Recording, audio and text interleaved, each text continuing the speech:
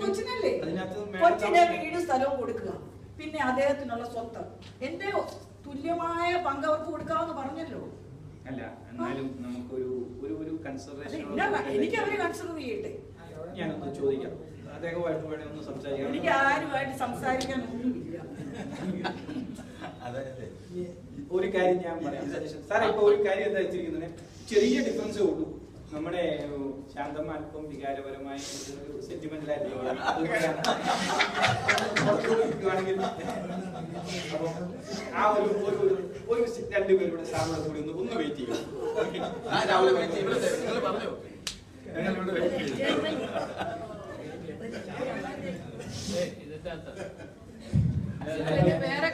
ഒരു മിനിറ്റ്, നിങ്ങൾ കേട്ടില്ല, ഞാൻ പറയാം. അവര് പറയുന്നത് എന്താണെന്ന് വെച്ചാൽ ലീഗലായിട്ടുള്ള വളരെ വികാരപരമായിട്ട് അവർക്ക് ഭർത്താവിനെ കുറിച്ചുള്ള ഓർമ്മകളും ഒക്കെ വന്നു. നമ്മളെന്താന്ന് വെച്ച് കഴിഞ്ഞാൽ തീർക്കാൻ അവർക്ക് താല്പര്യമുണ്ട്. പക്ഷെ അവർ പറയുന്ന ഒരു കാര്യം എന്താണെന്ന് വെച്ച് കഴിഞ്ഞാൽ ഈ വീടും സ്വത്തും എന്ന് പറയുന്നത് ഭാര്യമാര് തമ്മിലല്ല, കുട്ടിക്ക് മാത്രമായിട്ടുള്ള രീതിയിലാണ് അവർ കാണുന്നത്. അല്ല, ലീഗലി ഉള്ള റൈറ്റ് ഒന്നും ഞാൻ പറയുന്നില്ല, അത് ശരിയായിക്കോട്ടെ തെറ്റായിക്കോട്ടെ, ബാക്കിയുള്ളത് ഈക്വൽ ആയിട്ട് ഡിവൈഡ് ചെയ്യാം. പക്ഷെ നമ്മൾ പറയുന്നത് 18 വീട് അവരെടുക്കുക, പിന്നെ ബാക്കിയുള്ളത് 20 നമ്മൾ ഈക്വൽ ആയിട്ട് ഡിവൈഡ് 50,000 ലാക്സ് ഈച്ച് എടുക്കാമെന്നാണ് അവർ പറയുന്നത്. അവര് പറയുന്ന ഒരു കാര്യങ്ങളുണ്ട്,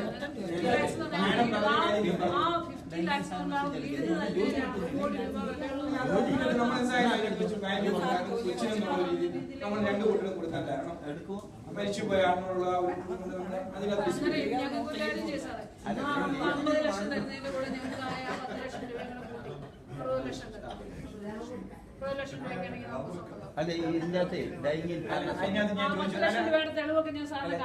എനിക്ക് 10 ലക്ഷം. അങ്ങനെയാണെങ്കിൽ ഈ 1 കോടിയിൽ നിന്ന് ഞാൻ ഒരു സജഷനായിട്ട് ആലോചിക്കാൻ വേണ്ടി ലോയറുമായിട്ട് ആലോചിക്കുന്നത്, ഈ 1 കോടിയിൽ നിന്ന് 10 ലക്ഷം കുറയ്ക്കുക, എന്നിട്ട് പോയിട്ടുള്ള 90 ഈക്വലായിട്ട് ഡിവൈഡ് ചെയ്ത് കഴിഞ്ഞാൽ ഞാൻ അങ്ങനെ ഒരു സജഷൻ പറയട്ടെ. അല്ല, അപ്പൊ വ്യത്യാസം വരുന്നില്ല. എനിക്ക് 10 ലക്ഷം രൂപ എന്നാലും എന്റെ കയ്യിൽ നിന്ന് പോയില്ലേ? 10 ലക്ഷം രൂപ ആദ്യം തരുന്നുണ്ട്, പോയിട്ട് ബാക്കിയുള്ള ഡിവൈഡ് ചെയ്തിട്ടാണ് ചോദിച്ചത്. ബാക്കി ഈക്വലായിട്ട് ഡിവൈഡ് ചെയ്യാം. ആക്ച്വൽ എക്സ്പെൻസ് വേറെ 10 ലക്ഷം ഓൾറെഡി നമുക്ക് നന്നായിട്ട് കണക്കാക്കുക. 45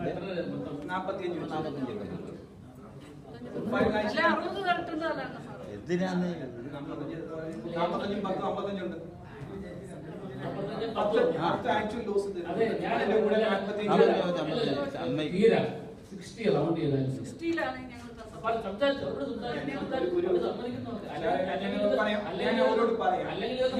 ഞങ്ങൾ ഞാൻ അതേ പറയൂ.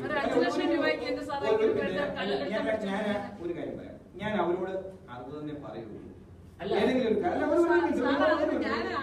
പറയുന്നതല്ല, 50 ലക്ഷം അല്ലേ വരുന്നുള്ളൂ, പിന്നെ 10 ലക്ഷം നമുക്ക് എക്സ്പെൻസസ് ആയതല്ലേ. ഈ 60 തന്നെ പറയുന്നു. ഏതെങ്കിലും കാരണവശാൽ 55 ആയാൽ നമുക്ക് കൺസിഡർ ചെയ്യാം. അങ്ങനെ പറയരുത്. ഞങ്ങൾ പറയുന്നത് ഞങ്ങൾക്ക് 50 ലക്ഷം രൂപ വേണമെന്നാണ് ഞങ്ങള് 60 സാറോട് പറഞ്ഞു, വിനയത്തോട് പറഞ്ഞു. പക്ഷെ ഞങ്ങളെ ലീഗലായിട്ട് ഡിമാൻഡ് ചെയ്ത് ഞങ്ങൾ നടത്തിക്കഴിഞ്ഞാൽ ഒന്നും കിട്ടിയല്ല. പ്രൈവറ്റ് സെക്ഷനാണ് ഇവിടെ. സാറ് പുറത്തുനിന്ന് ഞങ്ങളൊന്ന് പറഞ്ഞോട്ടെ, വിളിക്കാം സാറിനെ, വിളിക്കാം. സാറിന് അവസരം തരും, സാറിനെ കേൾക്കാതെ തീരുമാനം എടുക്കുകയല്ല. അതുകൊണ്ട് ഇത് ഞങ്ങൾ കേസ് കൊടുത്തത് ഒന്നും കാണാതെ അല്ല, ഞങ്ങളാണല്ലോ കേസ് അല്ല, നമുക്ക് കേസിന്റെ മരുന്നിലേക്ക് പോകാം സാർ. നമുക്ക് ഇവർക്ക് കുട്ടിയുണ്ടെന്ന്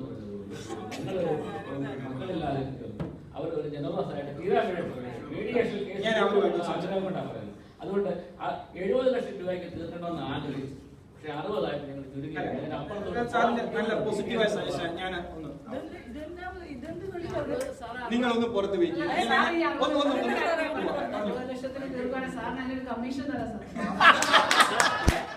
അതെ, മാഡം എന്താ ഉദ്ദേശിച്ചത്? എത്ര എങ്ങനെയാ ഉദ്ദേശിച്ചത്? അല്ല, അതുകൊണ്ട് എങ്ങനെയാ ഉദ്ദേശിച്ചത്?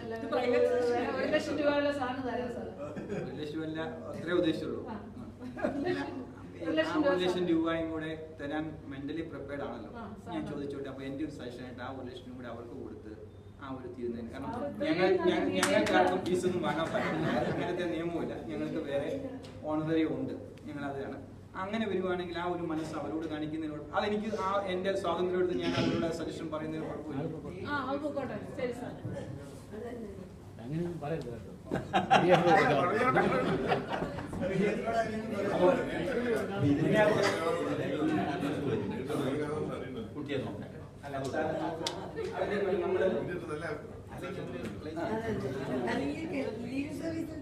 അല്ല, ഇതിന്റെ അകത്ത് നമ്മള് അവര് വളരെ പോസിറ്റീവായിട്ട് ഒരു സജഷൻ പറഞ്ഞിട്ടുണ്ട്.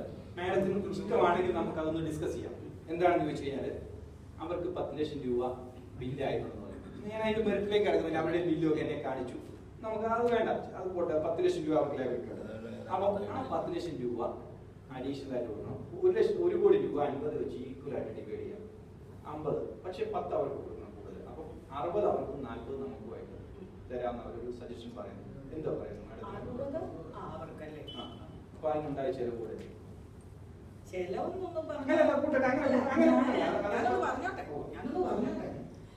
ചെലവൊന്നും പറഞ്ഞ കള്ളം പറഞ്ഞു കഴിഞ്ഞാൽ 10 ലക്ഷം കൊടുക്കുകയില്ല.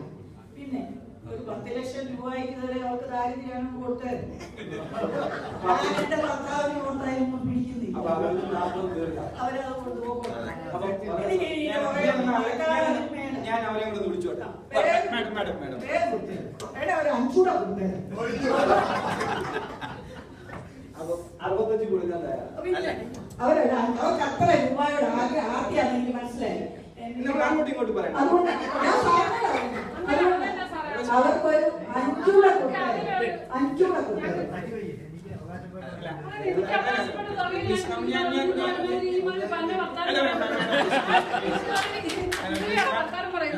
നമ്മള് ഇപ്പൊ ഏകദേശം അങ്ങോട്ടും ഇങ്ങോട്ടും പറഞ്ഞ് പിരിയാനല്ല പറഞ്ഞത്. അപ്പൊ മാഡം പോലെ തന്നെയുള്ള സജഷൻ അല്ല, അത്രയ്ക്ക് അവരിപ്പോ പന്നവർത്താൻ അത്രയ്ക്ക് അന്തസ്സുള്ളവരെ 5 ലക്ഷം വേണം നോക്കിട്ടേ. ഞാൻ പറയാം, പ്ലീസ് സാർ അങ്ങോട്ട് പറയാം. അങ്ങനെ പറയില്ല. അങ്ങനെ പറഞ്ഞാൽ നമ്മുടെ മീഡിയേഷൻ അത് ശരിയാകൂല. കാരണം ലോയർ ഒരു ക്ലയന്റിനോട് പറയാം, ശരിയല്ല, ഓപ്പോസിറ്റ് കൗൺസിലർ. ഞാൻ പറയാം, ഇപ്പൊ നമ്മൾ എത്തിയിരിക്കുന്നത് വളരെ പോസിറ്റീവായിട്ട്, വളരെ നിങ്ങൾക്ക് രണ്ടാളുടെയും സന്തോഷത്തോടുകൂടിയാണ്. മാഡം പറഞ്ഞ ഇത് അവർ അംഗീകരിക്കാൻ തയ്യാറായി. കാരണം മാഡം അവരുടെ ഭർത്താവുമായിട്ട് ജീവിച്ചു എന്നുള്ള അവർ അംഗീകരിക്കുന്നു. പിന്നെ റീസണബിളായിട്ട് തരാൻ തയ്യാറ്. അങ്ങനെ 60 lakhs മാഡത്തിന് തരാം. സെന്റിമെന്റലായിട്ട് പറഞ്ഞു അല്ലെ? നമ്മൾ അങ്ങനെ പറഞ്ഞ് അവർ പറഞ്ഞ ഒരു വികാരം മനസ്സിലാണ്. അവർ ലീഗലി അങ്ങനെ പറഞ്ഞു. ഈ 5 ലക്ഷം കൊണ്ടൊന്നും ജീവിക്കാൻ പറ്റില്ല.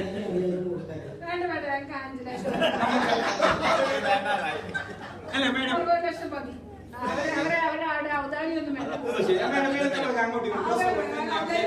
ഞാൻ പറയാം. ഞാൻ അവസാനമായി നിങ്ങൾ എത്തിയ ഒരു കാര്യം പറയാം. അല്ല, മാഡത്തിന് 60 ലക്ഷം രൂപ തരാനായിട്ട് സമ്മതിച്ചിരിക്കുന്നു. ശാന്ത മാഡത്തിന് 40 ലക്ഷം രൂപയും വീടും കുട്ടിയുടെ ശാന്ത മാഡത്തിന്റെയും പേരിൽ അങ്ങനെ തീർക്കുന്നതിന് സമ്മതമാണ്. അങ്ങനെയാണ് നിങ്ങൾ ലോയറുമായിട്ട് സംസാരിച്ച് നമുക്കൊരു എഗ്രിമെന്റ്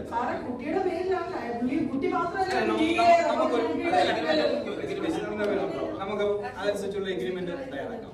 കുഴപ്പമില്ലല്ലോ. അപ്പൊ പോകുന്നതിന് മുമ്പ് തന്നെ എഗ്രിമെന്റ്